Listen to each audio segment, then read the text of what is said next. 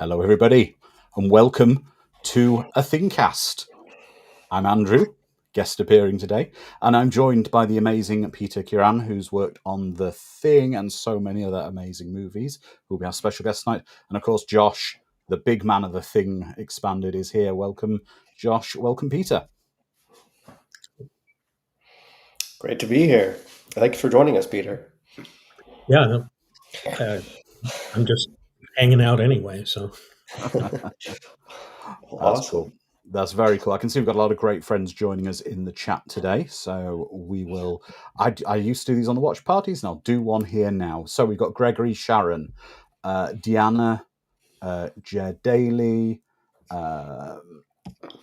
Dakota, William, Beaker, Nick, David, and another William there. So welcome. I can see there's other people joining.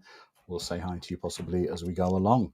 So, Josh, let's start very quickly. Do we have any update for the audience on The Thing Expanded before we get into the interview with our amazing guest? So as some of you know, our early rough cut went out last week, and some of you were lucky enough to take a look at it and give us feedback. And we're currently going through that and seeing what you liked, what could use more work, and just strengthening the final cut. That's pretty much where we are right now. Still in production, still getting interviews. So just keep an eye out for more updates on our socials. We're The Thing Expanded on Facebook and at Thing Expanded on X and Instagram. Okay, thank you very much. Okay, guys in the chat, if you have any questions for our guest as we get into it, please put them in there and we'll possibly relay the best ones. So, Peter, welcome. Can you introduce yourself, please, sir? Well, let's see. I've worked on about 300 movies. I originally worked on the first Star Wars, which I came out from New Jersey as still a teenager who was looking to get into visual effects and happened to get involved in that film. And I think that after that, I had also worked on Empire Strikes Back. Just a shame Star Wars slipped into obscurity and no one heard of it after it was released. It was, that little film no one heard of. But also, that little film no one ever heard of. Yeah, that I think the second one was originally called Star Wars 2, and that's when I moved up to Marin County to work on that. And after that, I formed my own company and worked on a bunch of films, and I still continue to do work on Lucasfilm projects. I think I worked on about 17 of them in an independent role. Excellent. And then let's see. After that, somewhere around 1982, I think was when the Thing came out, or we were working on it.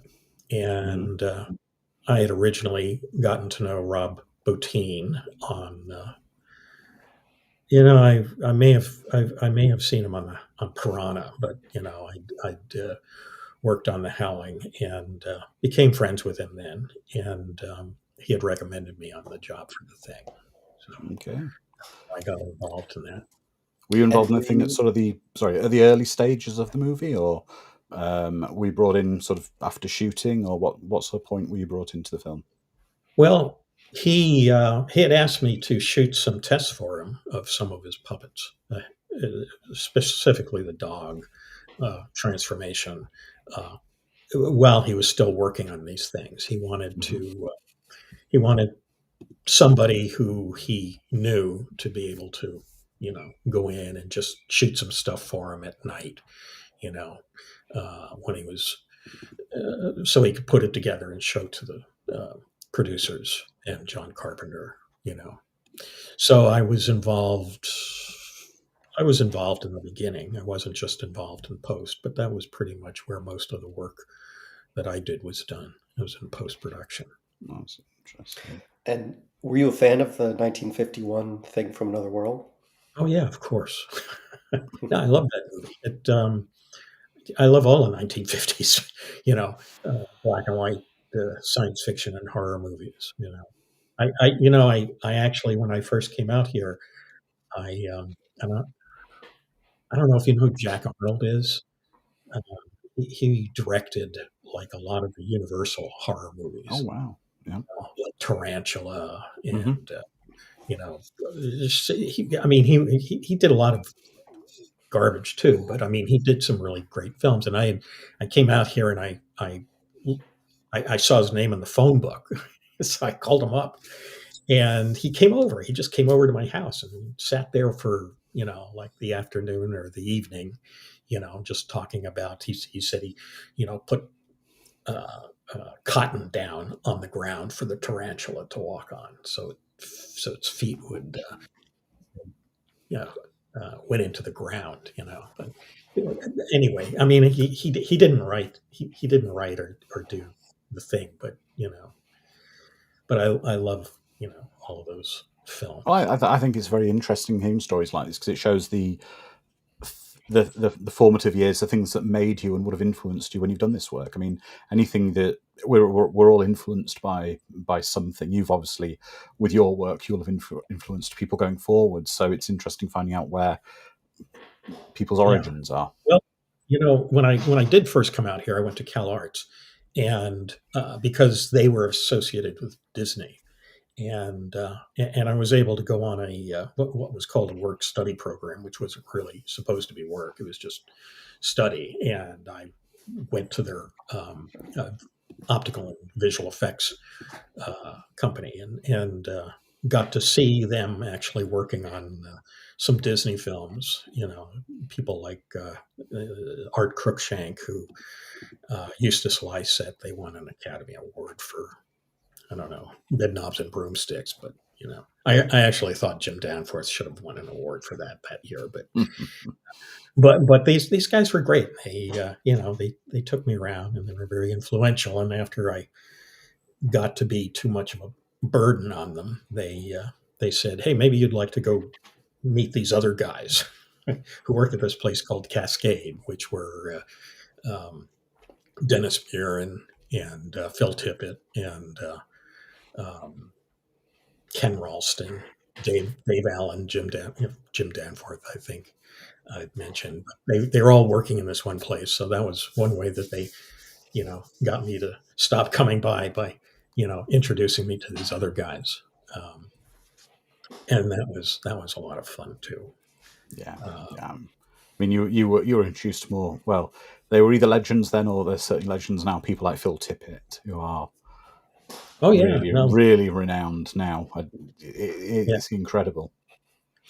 Well, yeah, speaking of legends, Peter, I believe you, when it came to the thing, you outbid a certain uh, someone yeah, for the job. If you'd yeah, like to yeah. share That was that. yes, that was. My wife doesn't like me talking about numbers, but yes, I so wanted this job that I came in very inexpensively on on the bid. And when I came in and brought it to the producers, they looked at it and said, this bid is like a fifth of the next bid, which was from New World and Jim Cameron's company at the time. So they said, if you want, I mean, Rob really wants to work with you. If you want, why don't you go back outside and come back in like you're coming in for the first time, and then you can give us you can revise your price. But it was pretty embarrassing that that it was so cheap. I just said, look, this is. I said we'll do it for this, and we'll do it for this. Yeah, exactly. But that's And the it's the thing about when you're tendering for work or bidding for work. It's a case of do you want the work more or do you want to make money? Obviously, you want to make money, but you really want to do the work. It's yeah, that it's that guessing game. I mean, and there's a whole different way that the producers look at it, Mm. because producers look at the insurance, and who's willing to insure them. And it's like you have to be on their list of, well, you're insurable in case something happens in this job. And that's why ILM had gotten a lot of work because, Mhm. were easily insurable, by various groups. So Yeah.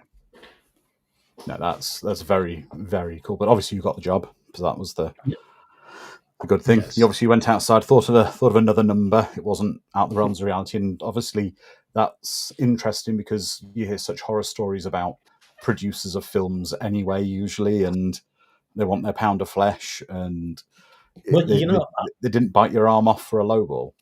no, you know what?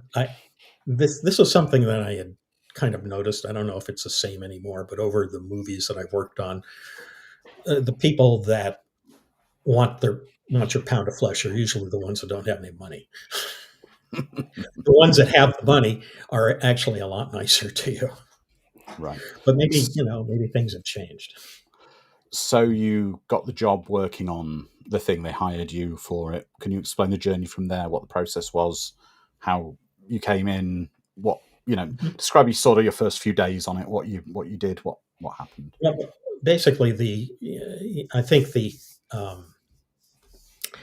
initial artwork for what they had in mind was done by a guy named Mentor Hubner, I think, and he did this 3-panel image that we sat down, figured out, how to basically put um, do the spaceship. Susan worked on the design and fabrication of the spaceship, along with Jim Belahovich. He worked as an assistant uh, on it with her, and Gary. Oh my God, Gary! He did the actual kind of electronics inside. Um, oh God, forgive me, Gary. I know your last name, but he was actually somebody I knew from New Jersey, and Okay. he actually built the electronic. Gary Travis, that's his name. Gary Travis. He did the electronics inside, and then from there, um, I asked Apogee if they would shoot it. John Dykstra, Apogee, and Doug Smith, who had worked on Star Wars, Battlestar Galactica, became their top camera guy. Um, uh, he uh, he shot it, did the tests and everything. I, I forget exactly if it was Jody who he worked with, but they ordered a pizza, at break. It's like they got to take a break, so they ordered a pizza, and and I guess Doug Smith hates anchovies, so somebody put an anchovy on one of the pieces of pizza and gave it to him. It's like he flipped out. I just remember dumb things like that. No, that's just it's fun because it also shows that you guys were obviously you're being paid to do a job, but you're having a lot of fun doing it. There was, it, Yeah. it's it was interesting. So, Josh, From sorry, there, yeah, from there, they shot the footage of hmm the spaceship in VistaVision. Well, that's another story. Technicolor. Technicolor processed it, and Technicolor. I got the bill, and I'm looking at the bill, and it's like twice as much per foot, right? And I called up the accountant, and I said, "Why are you charging me twice as much per foot for this?" They said, "Well, because it's VistaVision." And I said, "Well, okay, that's great, but your processing machine continuously runs film through it. And when you finish processing it, your print machine does a contact continuously run through it. So it doesn't matter if it's 4 perf, 8 perf, or 1,000 perf. You're running it through the same equipment." And I said, "And besides that, you put a little 4 perf sync mark at the front of the roll. So what does that tell you?" And he goes, "Oh, gee, I guess I made a mistake."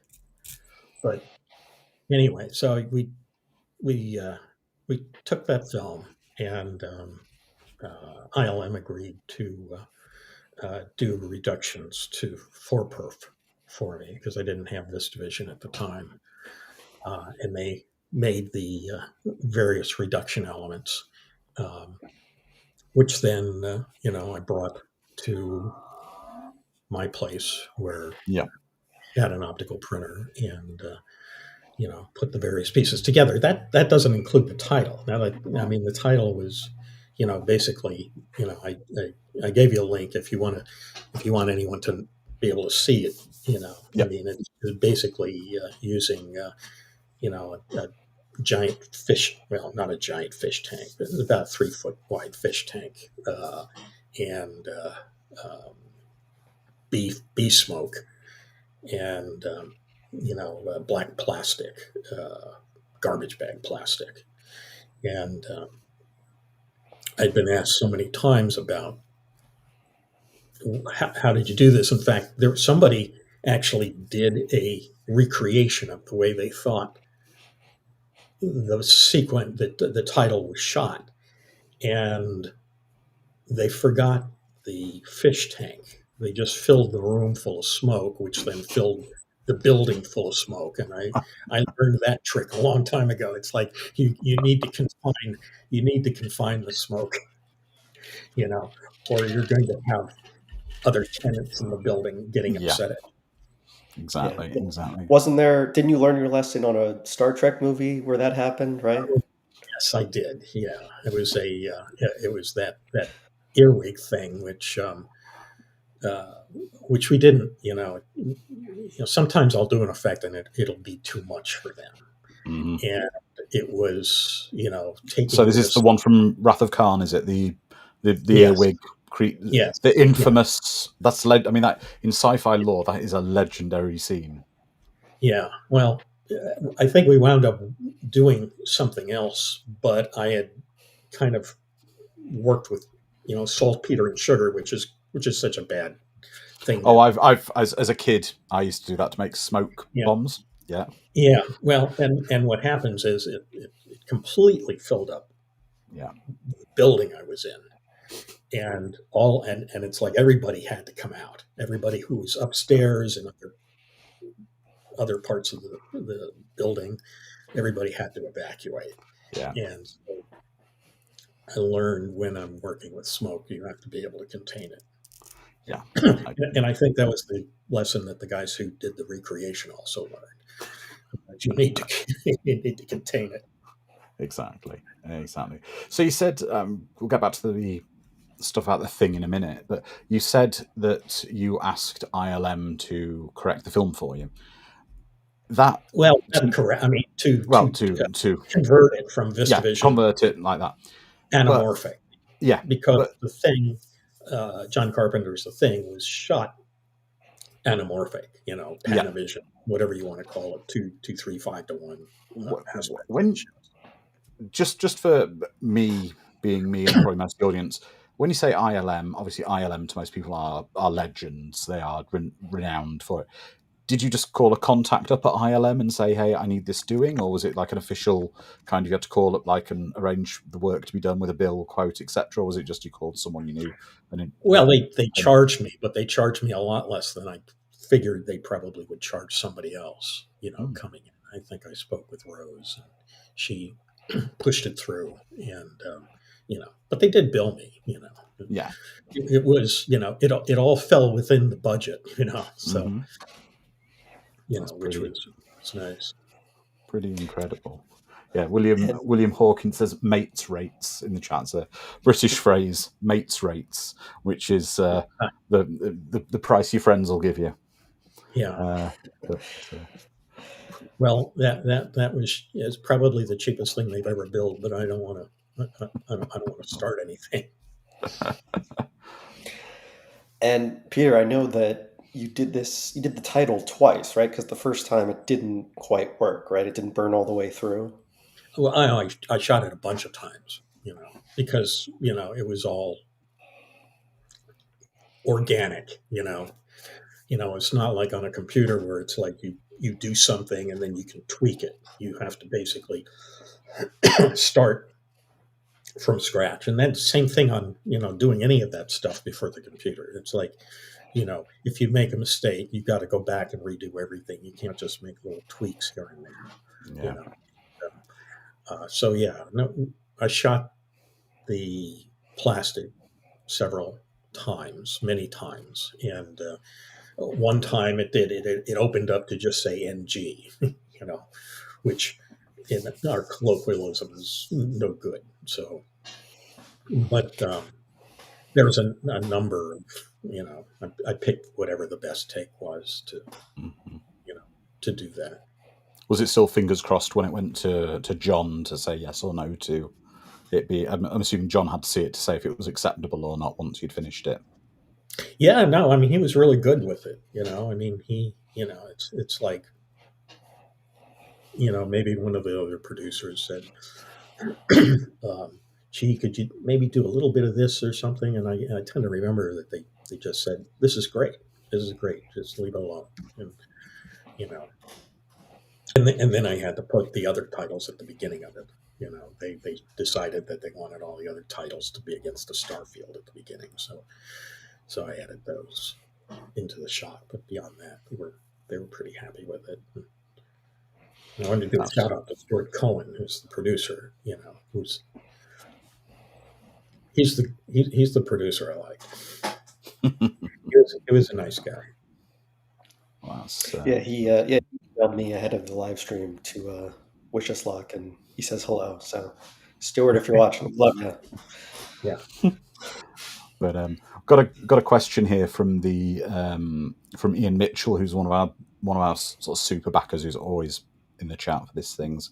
He's saying which I guess effect or part or what did you work on the thing that you're most proud of? What element that you worked on, even if it wasn't something that you directly did yourself, if it was maybe if you're proud of some of the stuff you did with Rob, or if it's the work you did directly yourself.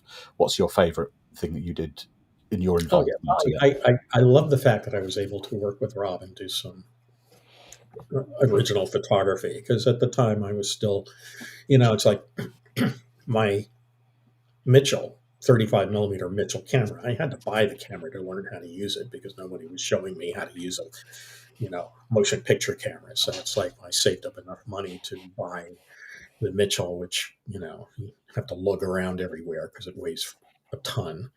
But it was one of the first times I actually got to shoot something. They didn't use any of it in the movie; they were just tests. But I got to do some Mitchell work, and I think I liked just being able to handle the whole title sequence, and put that together. And what did that test with Rob involve? You said it was a test for the dog thing? Yes, the dog, I guess, opening up and stuff coming out of him. He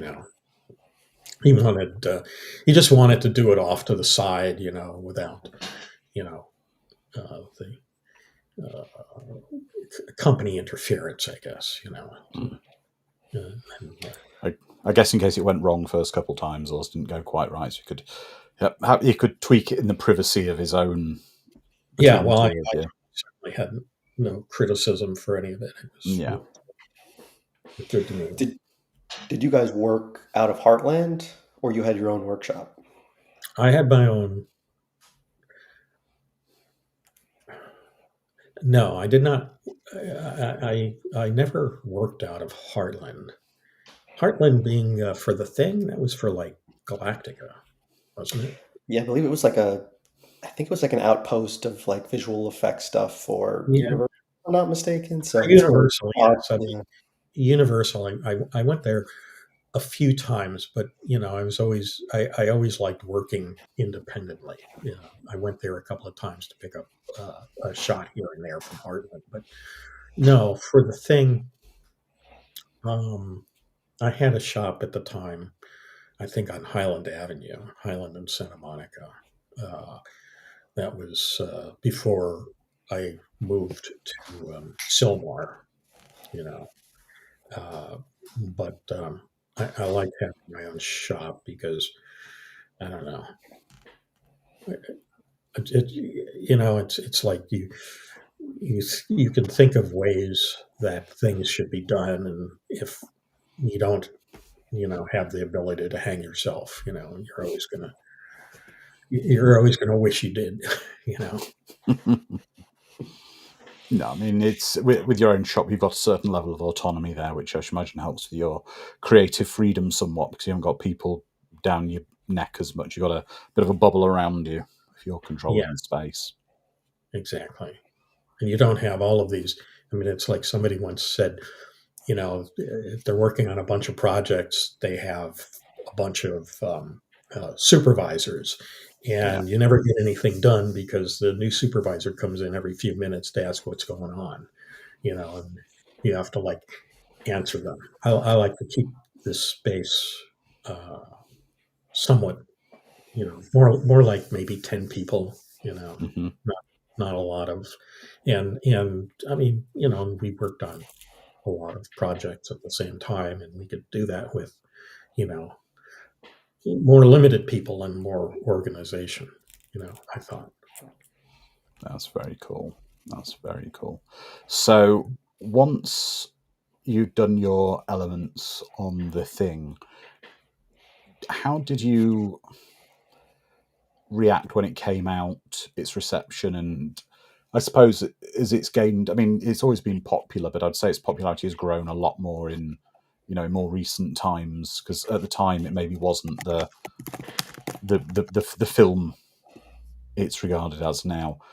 How do you obviously? Well, for one thing, I mean, it's like I was kind of used to it because there's a lot of movies I'd worked on that went nowhere, you know, and and it's a shame, and uh, I, I I love this. I just remember hearing somebody talk about sound effects, and the sound effects for the opening title are amazing. They really make the opening title, and Mm, and I remember there was like an argument about sound and visual effects. It's like uh, who's the guy? The old guy who invented the optical printer. I mean, he was in an argument with um, I remember Frank Vanderveer because they were talking about, well, should should the reels for the visual effects have sound, or should they be allowed to cut the sound separately with the picture? And and the old guy, what was his name? I can't think of it. He invented the optical printer. And he said, and I just remember him saying, Frank, sound has influence on pictures, on the mhm. picture. And so you can't say that it's just the picture and nobody cares about the sound. And I thought that was really uh, an interesting observation Hmm. from. I'm sorry, I don't know. Did I just get off track or something? No, no, no. It's very interesting. It's interesting because there is a strong relationship, and if if you regard in awards, it's only in recent times. I mean, in the past maybe 20 or 30 years, but even more recently, that anyone working in the effects field, in the more technical production fields, is actually getting their due rewards because historically, the big ceremonies like the Oscars, etc., they all started on who's the best actor, actress, director, and the technical people. At one point, if I remember, there was almost like a separate Oscars that was televised, and it was for the people doing the effects and things. They didn't get their praise, which is wrong. Yeah, And I think it's as important because if if you take yeah, any major film and you take out the sound or the visuals that aren't working hand in hand, it could completely change the film. exactly.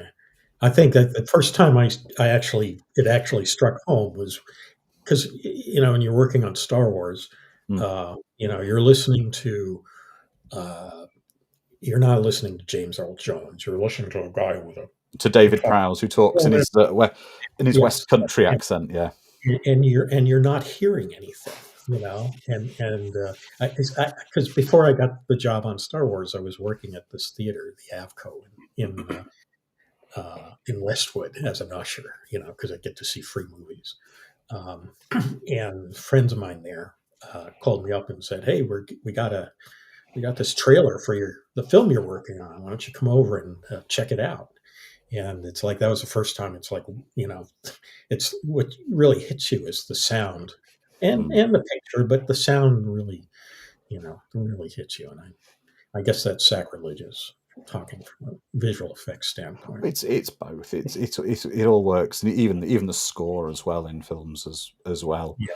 Yes. I mean, That's again, all part of the sound, the it's all sound part of is the sound. I mean, it's one of my all-time favorite films. So the audience know is the 1978 Superman the movie. yeah. Absolutely incredibly made film. And that first scene where he's running around looking for someone to change, and it's got the John Williams kind of the undertones score with all the chaos going around him, building up to Mm, it. If you took the score or took the sound away from that scene, it wouldn't build up the emotion for the scene. And it just shows how it's a symphony. A film is a symphony in itself. That all the elements have to be right to lift each other up. So yeah, 100% right on that. Yeah, Sharon's saying if you take the sound and effects design, the thing would be quite different. The dramatic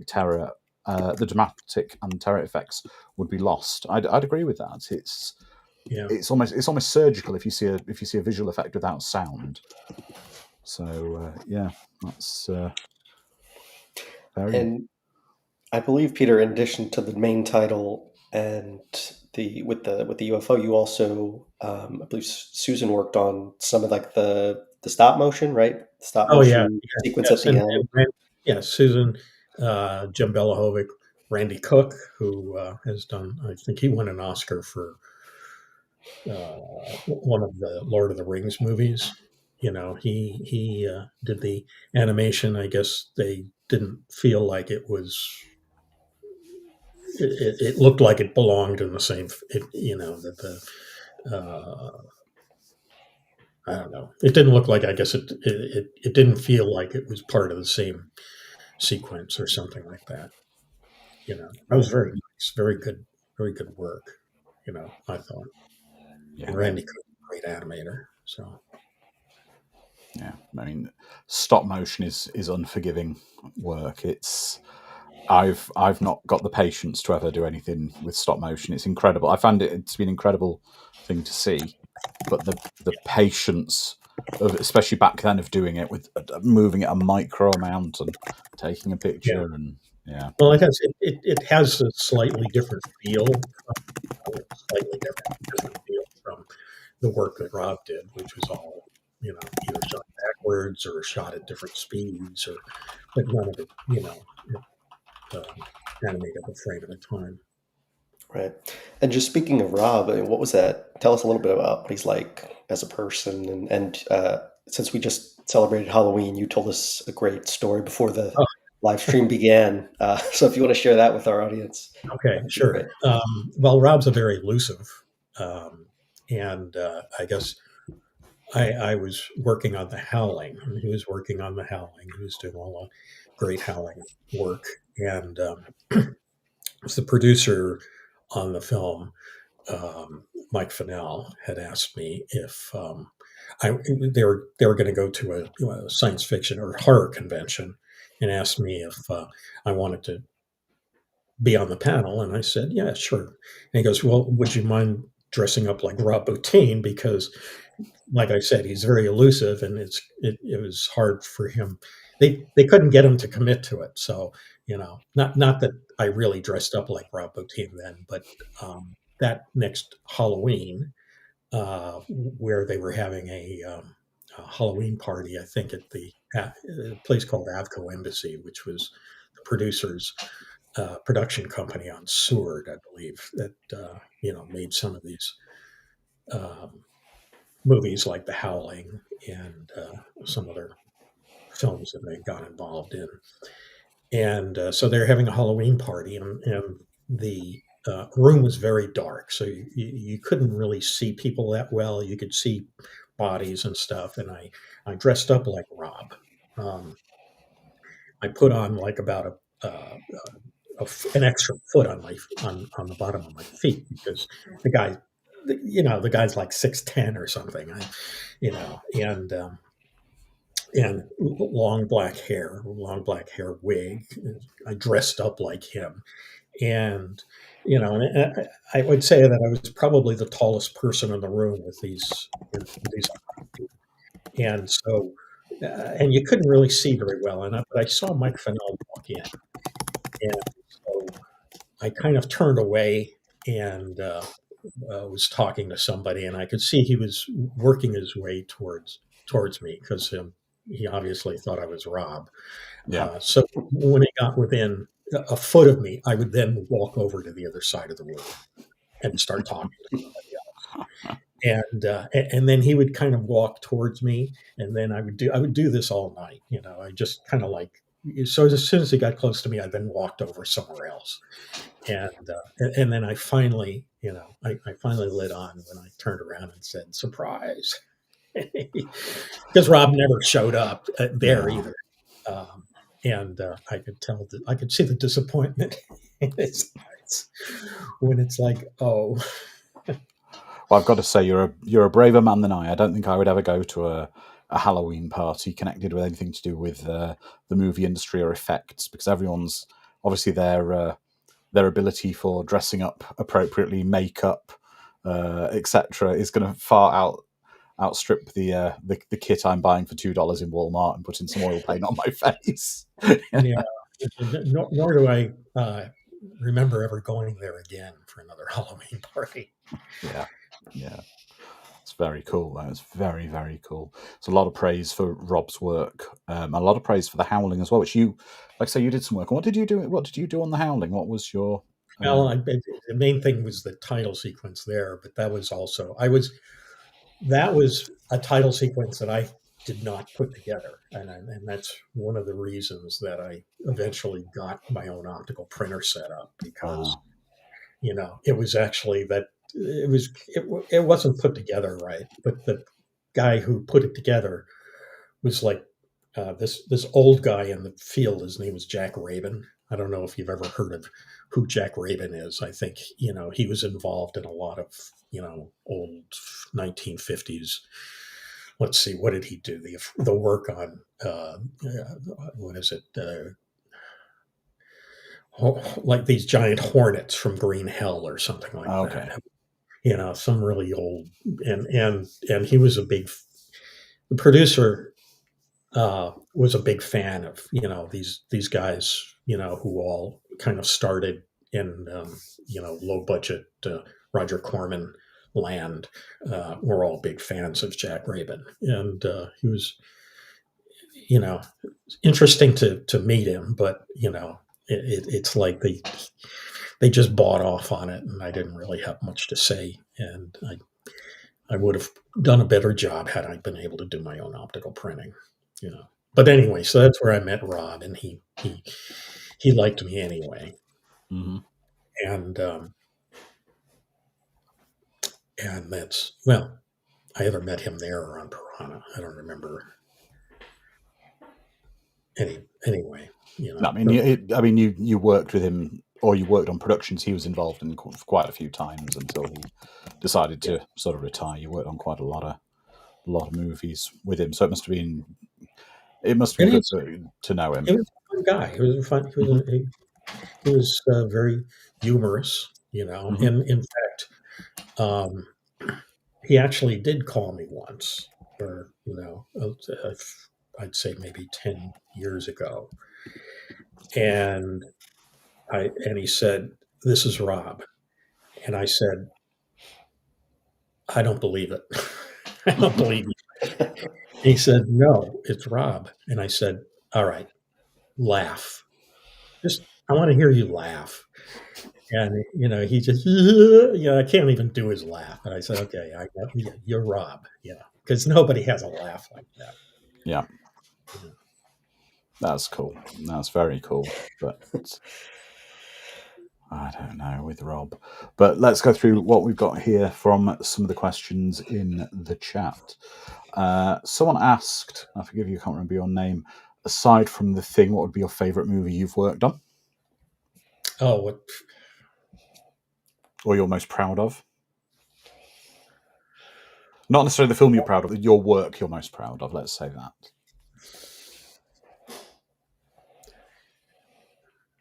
It's hard to say. I mean, I would. I worked on so many goofy things, you know. It's, maybe it's a Chinese movie I worked on. That was great. It was. They're all nuts, but Hmm. probably I don't know, RoboCop.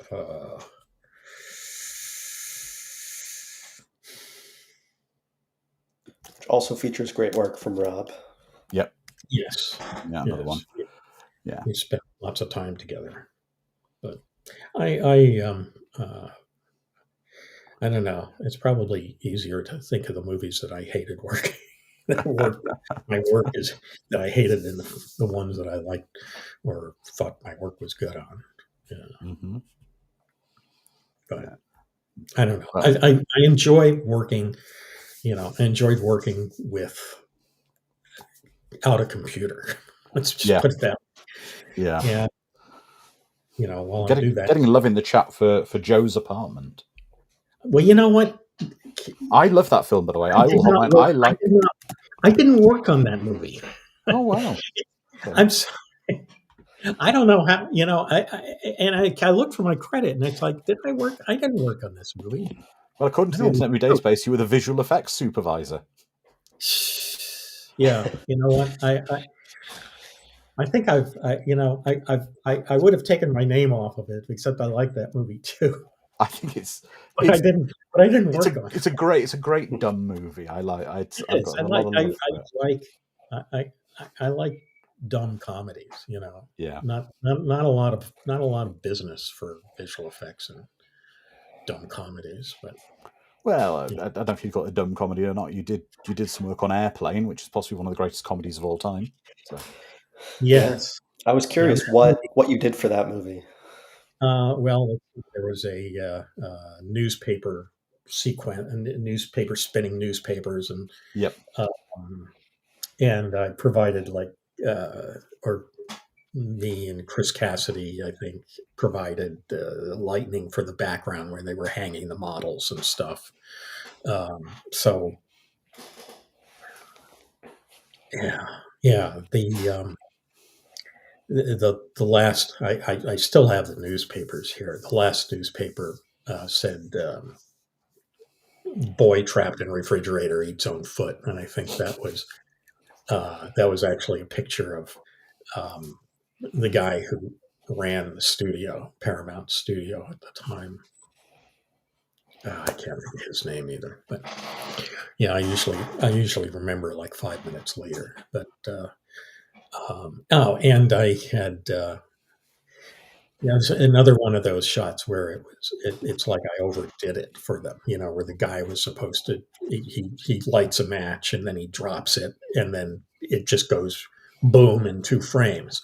Well, I had originally set up a dummy and in the position of this guy and lit him up on fire and and it looked great, but they said, "Oh, this is too gross. This is too gory." No, no, we were just thinking he drops the match and boom, 2 frames, and it just goes to a white frame. And I go, okay, well, that's too bad because I just spent all my money on this big effect that you are not going to use. Oh wow. I could have done this a lot faster. That's pretty incredible. That's absolutely. I mean, your the films you've just been involved in at some point. I was saying before we came on air. It's absolutely incredible. So many of these films that. I mean, another one. I'm assuming you were involved in the opening for Nightmare on Elm Street 3: A Dream Child. I was The yeah, Or there was a Dream lot. Warriors, right? Is that number three? oh, Yeah, sorry, 5 is the Dream Child, Oh, isn't it? five. Yeah, 5. yeah, Yeah. five. I think there was a lot of blue screen in that movie. I did a Mm. lot of blue screen work, a lot of optical printing work. I don't remember much. Don't remember a lot about that. Although I did do a number of films for New Line Cinema. I think that was New Line Cinema. And Yeah. they were like, can you get this done in 8 weeks? And if you get that job done in 8 weeks, then the next one's 4. If you can get it done in 4 weeks. Well, Gregory Sharp's got a question here, but I don't know how much involvement you would have had necessarily with him. Was there any comparison in working with John Carpenter on The Thing and Clive Barker with Nightbreed? But I'm not sure how much you would have worked with Clive Barker on. Yeah, no, actually, you know what? I did work with Clive Barker, and I mean, they were different. They were different people, and the reason I worked with Clive Barker was because what was the name of his film? He called it Meridian, but it Nightbreed. was Nightbreed. Yes, He might also have called it Cabal as well. That's another name of it. It's got sort of three yeah. names, but Nightbreed was the sort of the commercial title. And I'm not sure. I think he had like all of this animation done over in England, and then decided he didn't want it comped in England. He wanted to bring it over here and have me comp it, which, I'm sure I did a better job of comping it, but it's still like. Can you just just to explain to the audience? Can you explain what comping is? Oh, composite. To bring all of the elements together and put them together. The sort of thing you can do in a computer now in like 5 minutes. So overlaying them effectively. Yes, basically taking all the different elements and then making.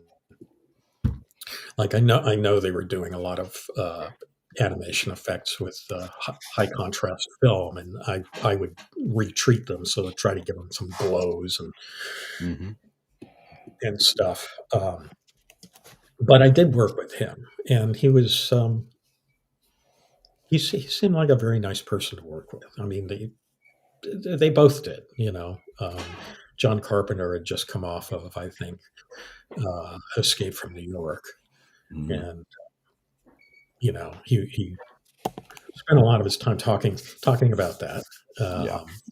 And he was a nice guy. They're both nice guys. I mean, I'm not going to ask you to name any names or name movies, obviously, but have you ever worked with any directors where it gets to a situation of no matter what you do, it's not right? That kind of situation where it's never good enough. Have you ever had any? Oh, I'm sure all the time. No, I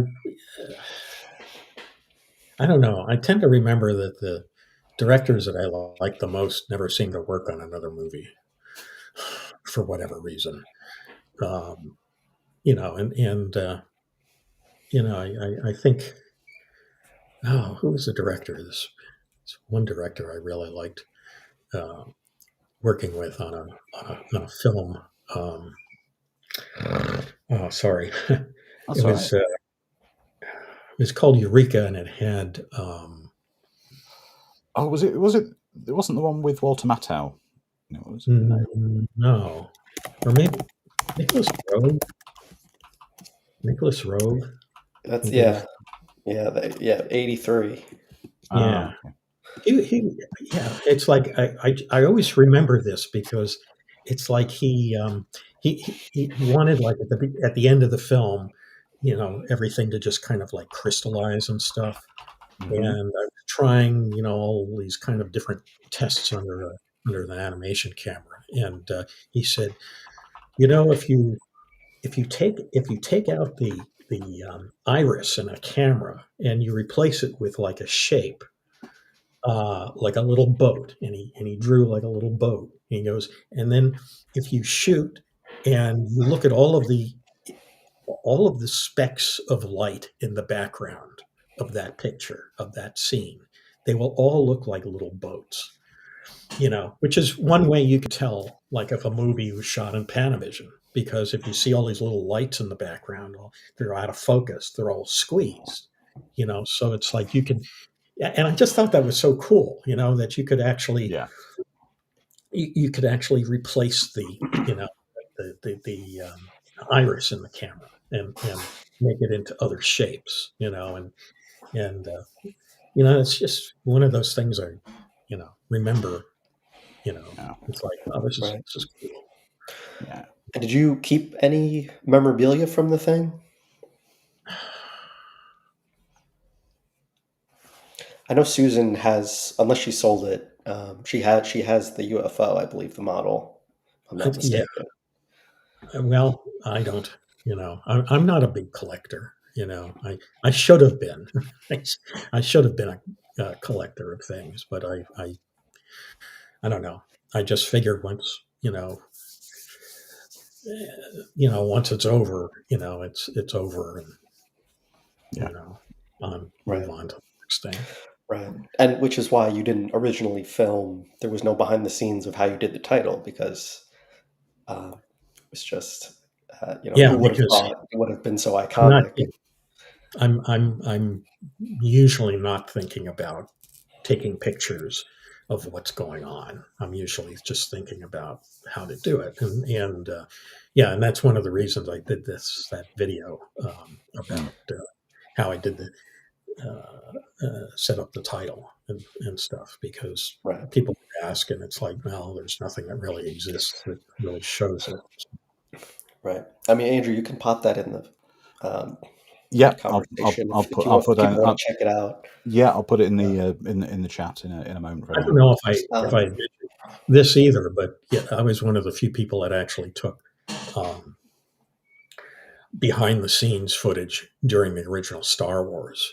Oh wow! Because Yeah, I had a Bolex, 16 millimeter camera, and you know, I would go and I shot some of the footage of them, blowing up stuff and things like that.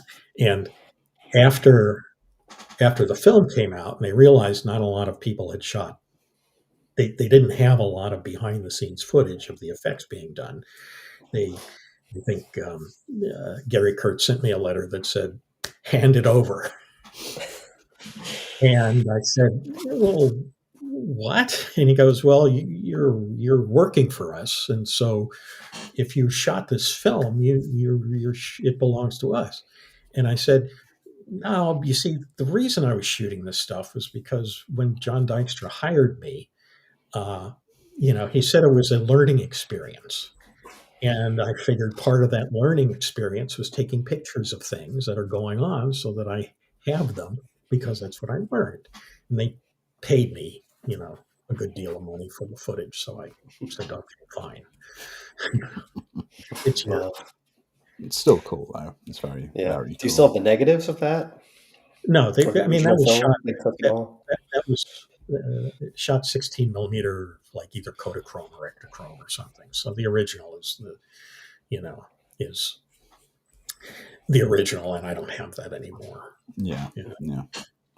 Do you have, sorry, when you were doing like the thing for the introduction, do you ever find yourself watching TV or walking around the hardware store thinking this might be good in to use? Like you said, you using almost like garbage bag plastic, that kind of thing for the things. Do you ever? Because I know the effects industry, and possibly with some of what you've been doing, they're repurposing and they see things everywhere.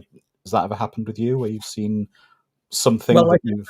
in terms of the thing, it basically started out like just, Rube Goldberg putting things together to see how to set it up to make it work.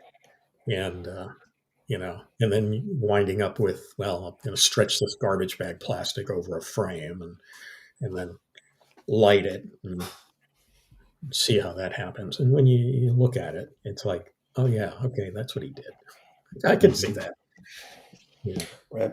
And when you set out to recreate it for this mini documentary, was it like no time had passed, or have things gotten better, visual effects wise? I mean, what was that like recreating this thing from Well, 40 years ago? I was trying to do it exactly the way that it was done before, and I actually Mhm. had to rent a camera uh, for the day.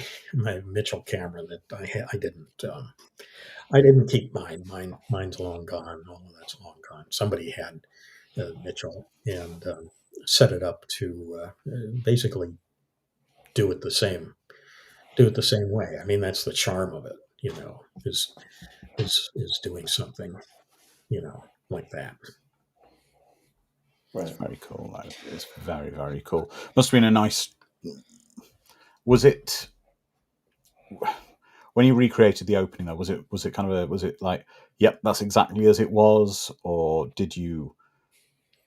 Yeah, no, it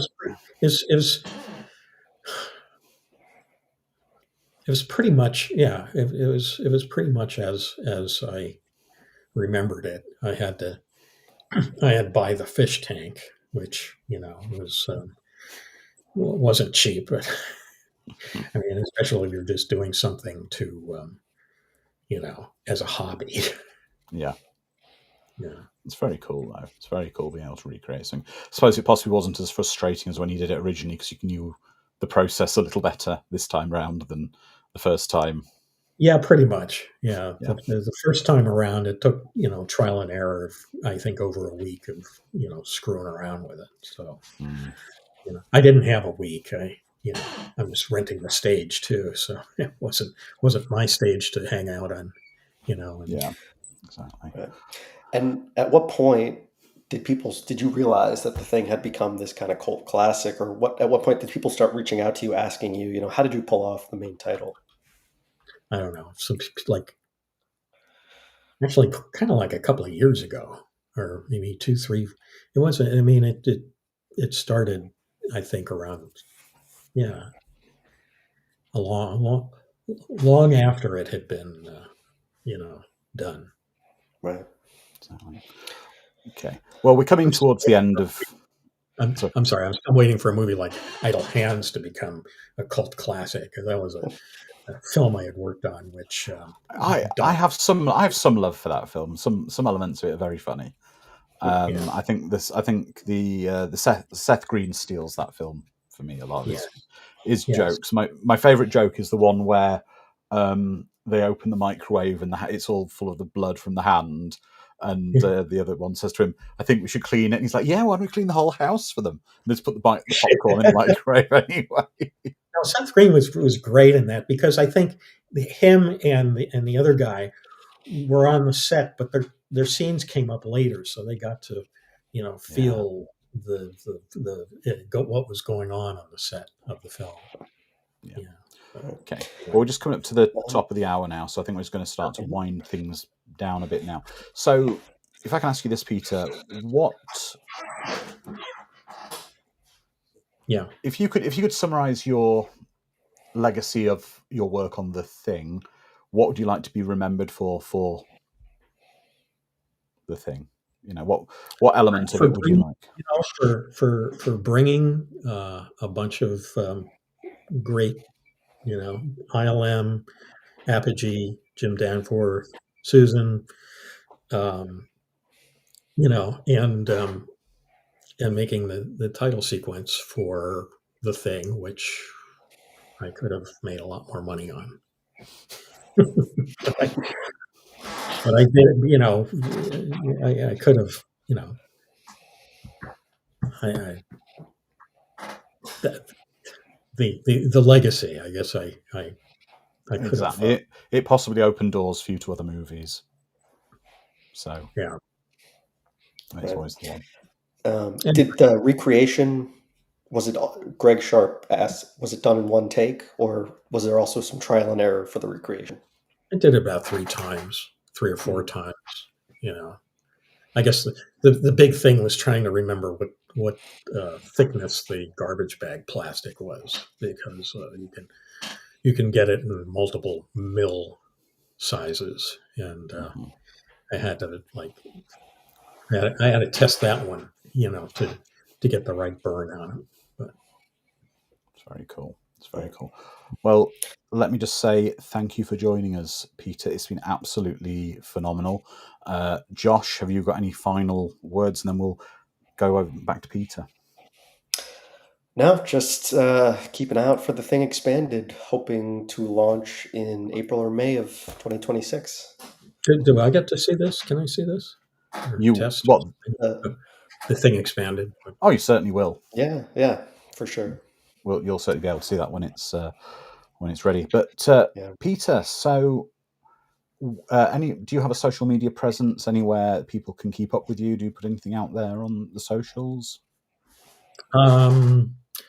Well, mostly what I do now is consult and analyze nuclear weapon footage, and I have a website called Atom Central, CENTRAL, which I've spent a long time, probably close to 30 years, working on finding working on finding films, that represent the nuclear weapons history. And I'm also a consultant to the national labs on that too.